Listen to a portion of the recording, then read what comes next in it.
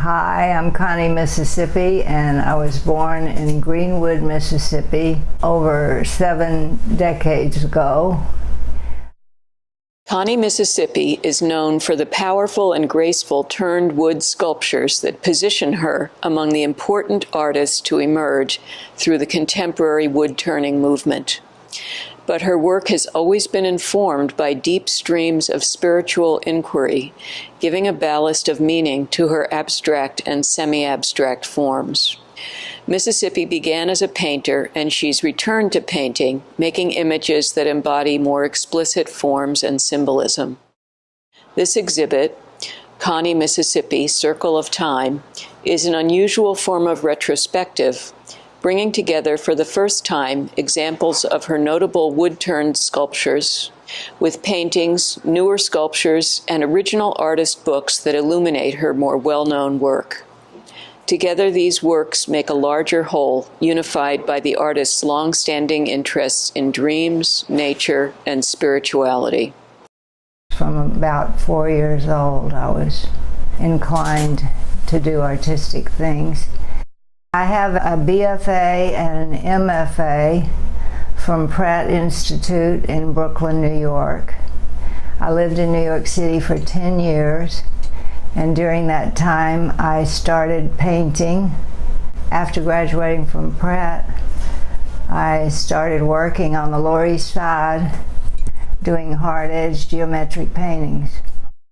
I moved to Los Angeles after 10 years in New York. I was making large paintings, but I found that I was adding things to them, and I was making relief sculpture rather than painting. So I thought, well, maybe I'm a sculptor and not a painter. So I found a man at an art fair. I just happened to hear him say that he teaches people how to turn on the lathe. I liked the symmetry created from turning objects on the lathe. I asked him if he would teach me how to turn. He said, yes, I give classes. And so for a year I worked with him. His name is Howard Lewin. He was a friend of Rudy Oselnik, who is a legend in the wood-turning world. Rudy was using plywood, laminating Baltic birch plywood or shop-grade plywood, and making utilitarian objects. So I thought, well, if I want to do a large scale, I can do it by laminating plywood. If I want to go larger than a tree, because you are limited by the diameter of the tree. So I started laminating. In the 90s, I made a series called Circles of Time, and they are laminated Baltic birch plywood that first I turned as sort of an elliptical bowl shape, and then I took a grinder, sander, various hand tools and carved into them. Then I thought, well, I can add color to this. There's no reason why they have to stay the color of the plywood. So the first piece I did, I used acrylic paint, and Albert and Tina LeCoff bought it, and it's the only one actually that I painted. I dyed a lot of them, but that was the only one that I painted. These Circle of Time pieces, which I love, how they were connected to your experience of landscape in the desert around Santa Fe. The sand dunes that are created by the wind in the desert are shown here with the undulations of high and low, and also I decided to give them texture too, because in certain lights the trees, whatever small bushes there are, take on a life as well as the dune itself. So these are a reference to plant life.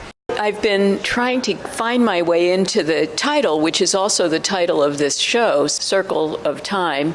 I finally got it, that it's It's the circularity of time. Using the circle, because it has no beginning and no end, is the direct reference. The circle over and over, repeated with these lines from the plywood, is just a further indicator of time. And using aniline dye, you get more variation because it goes into the wood at different depths, depending on the porosity of the wood. Mm-hmm. It seems sort of luminous somehow. Well, the light, it catches the light really well. Yeah. Time does come back around, don't you think? Out there in the desert, you feel time in a different way from anywhere that I've ever experienced it. What is it about the desert? Well, first of all, the desert is really unforgiving. It treats everything the same. So you have to be willing to adapt to what it does offer and what it doesn't offer. And I found that the wind was one of the most oppressive winds I've ever experienced.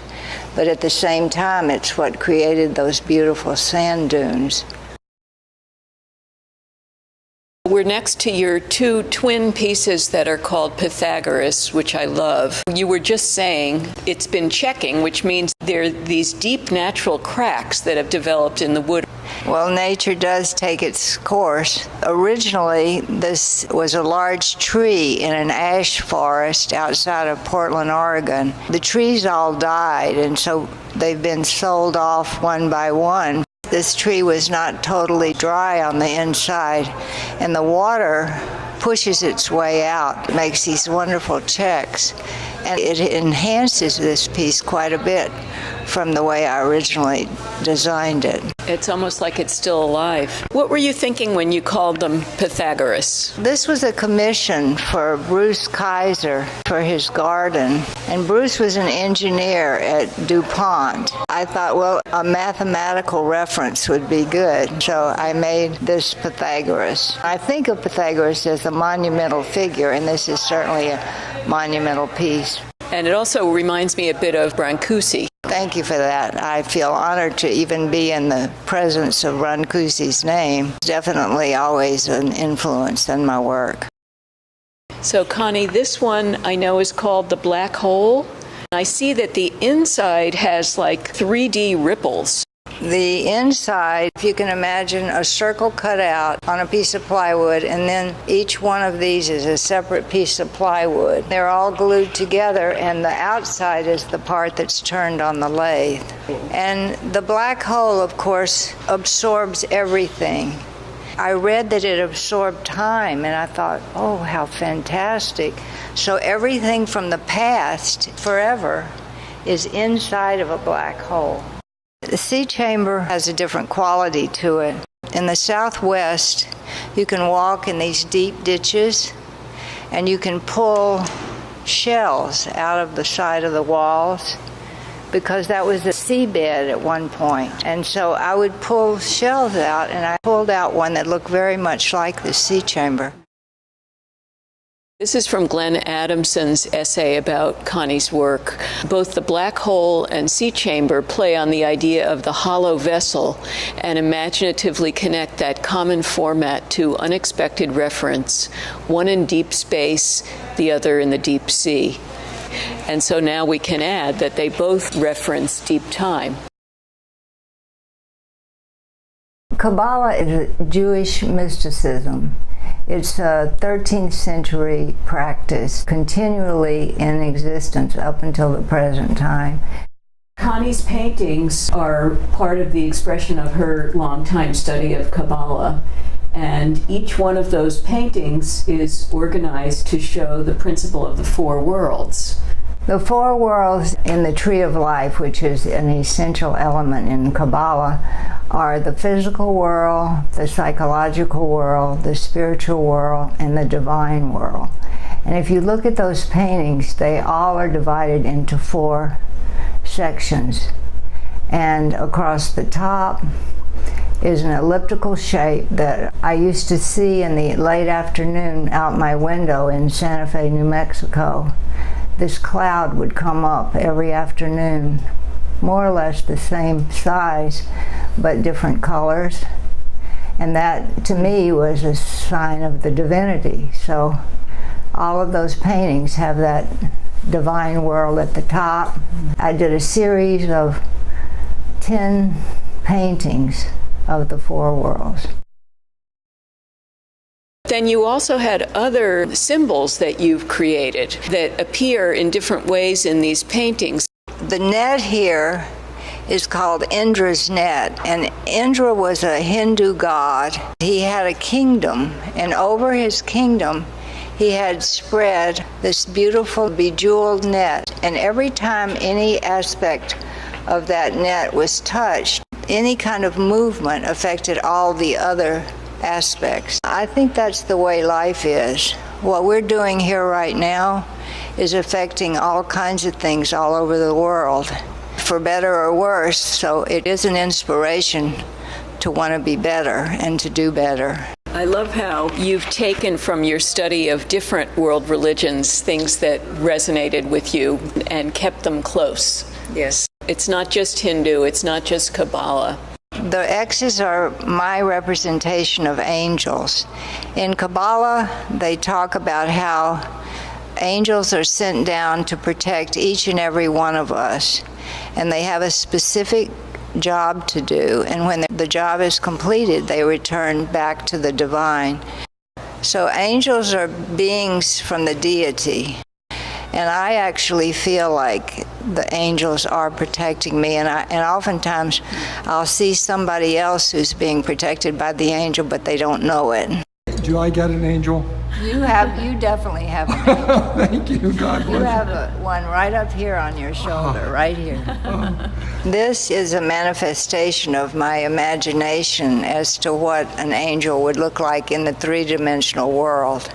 I made several versions of this, one quite large, but it was too big to transport here. I was looking for some kind of spiritual practice. Kabbalah has made many adaptations that have made it possible for people of all religions to appreciate and use it in their spiritual quest. I knew that I no longer wanted to be an Episcopalian. I wanted a broader approach to the divinity. So I started taking classes at Temple in Santa Fe, and I studied there for 7 years studying Kabbalah. And since then, I am teaching Kabbalah now in Santa Barbara, showing people just a different way to approach the divine. The tree of life, it's like a chart or a reference point, and all of the circles, which are called sephira, are aspects of the divine. Love, wisdom, understanding, knowledge. As you're studying it, you're also studying aspects of the divine. How far have you gotten on the tree? I'm not past the psychological. Is it like that, like Buddhism, where you are trying to get to a higher level? Yes, always. What you're trying to do is to connect with the divine. And at the same time, the divine is coming down to connect with you. You are the husband, correct? Bob Solnick, Connie's husband. On the Tree of Life, there are sephira. Connie's got them here, and that's kind of what the Tree of Life is. And as you learn to use it, you work up and down the sephira. Well, dot is usually invisible or depicted as a black circle. It's the sphere of knowledge, and that's what this piece is. It's the hidden knowledge. That's one of my favorites. So are you also into that? Yeah, we studied together with the same teacher. It was really fun. I've always been interested in dreams, particularly my own dreams, and for years I would write them down. I'd put paper and pencil by the bed, and as soon as I woke up I would immediately write them down, otherwise they'd leave. When I was living in Santa Fe, there was a woman, a Jungian analyst, teaching a dream workshop. We would bring in a dream, we'd discuss it, and then we'd go home and paint it. And I did that for several years, and I still do it, although I'm not in the class any longer. I find it very meaningful in my life to see what my unconscious is saying.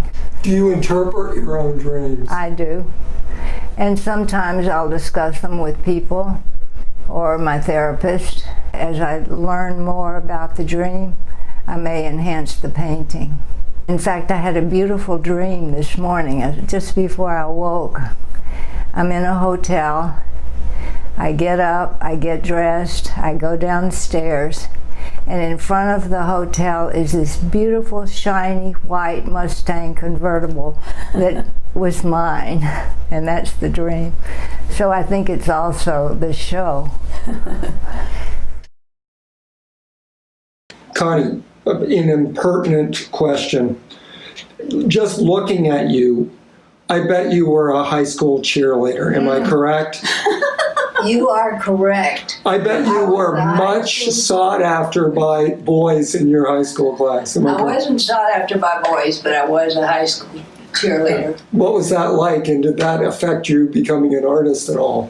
No, it didn't affect me becoming an artist, but what did affect me in high school, there was a teacher, Mrs. Johnson, who was very interested in my work, because I used to draw around the edges of homework and that kind of thing, and I would also just do drawings.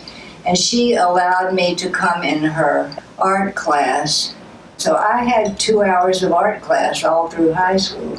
And that kind of encouraged you to go on and study at college? My parents also were very encouraging. At the Memphis Academy of Art, I took art classes while I was in high school on Saturdays. So yeah, there was always a lot of material to read at home that had some reference to art. Speaking of reading material, I asked Connie if she had been lifelong friends with her fellow Mississippian, William Faulkner. After my father got out of the Air Force, after the Second World War, he wanted to get his master's. So the Air Force sent him to Oxford, to Ole Miss. And so my brother and mother and father and I lived on the campus of Ole Miss while he was getting his master's. And he drove me, and we stood in front of Faulkner's house and looked at this chaotic squalor in the front yard. but that was the closest I ever got to meeting him. You ever meet Elvis? Oh yeah, I met Elvis. You did? I did. Elvis used to perform at our high school sorority parties. He and his little band. He was just a young kid, and he had a great voice and great moves. And it didn't take him long to be discovered by Ed Sullivan. Did he ever put the moves on you? No, he didn't put the moves on. I am so appreciative of having the opportunity to be the last show that Albert LeCoff does at the Center for Art and Wood. He's been a friend of mine and a mentor for almost 30 years. He's a kind and wonderful man, and he understands art, he understands wood turning, he understands life. And he's generous with his time and generous with his very being, and all of us have benefited from it. Albert, let's see if Albert's blushing. It is an honor to end my career at the center as the executive director with this great body of work of yours. And like I say, the only reason I do these is so I can see my friends again. Yeah. So it's great to see you and Bob Yeah. at this show. Connie Mississippi, Circle of Time, will be on display at the Center for Art in Wood through July 21st, 2018.